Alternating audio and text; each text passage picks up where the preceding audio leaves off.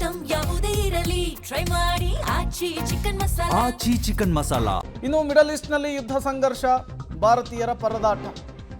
ಭಾರತೀಯರ ರಕ್ಷಣೆಗೆ ಕೇಂದ್ರ ಸರ್ಕಾರ ಬದ್ಧ. ವಿದೇಶಾಂಗ ಸಚಿವರು ಮಾತನಾಡಿದ್ದಾರೆ ರಾಜ್ಯಸಭೆಯಲ್ಲಿ. ಜೈಶಂಕರ್ ಇದೇ ವಿಚಾರಕ್ಕೆ ಸಂಬಂಧಪಟ್ಟಂತೆ ಹೇಳಿಕೆ ಕೊಟ್ಟಿದ್ದಾರೆ. ಪ್ರಧಾನಿ ಮೋದಿಯವರು ಪರಿಸ್ಥಿತಿಯನ್ನು ಅವಲೋಕಿಸ್ತಾ ಇದ್ದಾರೆ. ಭಾರತೀಯ ರಾಯಭಾರಿ ಕಚೇರಿಗಳ ಜೊತೆಗೆ ನಿರಂತರವಾಗಿ ನಾವು ಸಂಪರ್ಕದಲ್ಲಿದ್ದೇವೆ, ಕಾಂಟ್ಯಾಕ್ಟ್ನಲ್ಲಿದ್ದೇವೆ.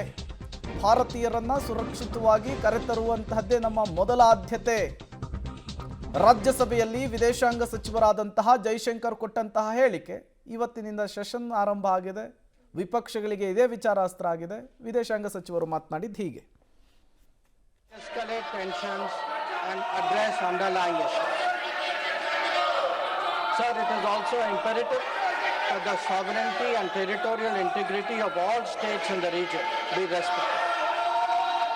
Given the gravity of the situation, the Cabinet Committee of Security, CCS, met on 1 March under the chairmanship of the Honorable Prime Minister.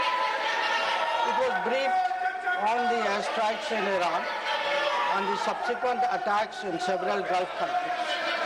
The CCS was concerned over the safety and security of the Indian community in the region.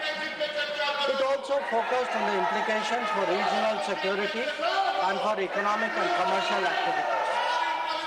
The committee was apprised of difficulties faced by Indian travelers. Iran Israel ವಾರ್ನಲ್ಲಿ ಭಾರತ ತಟಸ್ಥ ನೀತಿಯನ್ನು ಅನುಸರಿಸ್ತಾ ಇದೆ, ಶಾಂತಿಯನ್ನು ಬಯಸ್ತಾ ಇದೆ.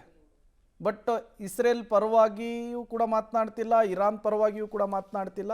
ಇದೇ ವಿಚಾರವನ್ನು ಇಟ್ಕೊಂಡು ವಿಪಕ್ಷಗಳು ಮೋದಿ ಸರ್ಕಾರವನ್ನು ಟೀಕಿಸುವಂತಹ ಕೆಲಸ. ಇವತ್ತು ಅದೇ ವಿಚಾರಕ್ಕೆ ಸಂಬಂಧಪಟ್ಟಂತೆ ಜೈಶಂಕರ್ ಅವರು ಉತ್ತರ ಕೊಟ್ಟಿದ್ದಾರೆ.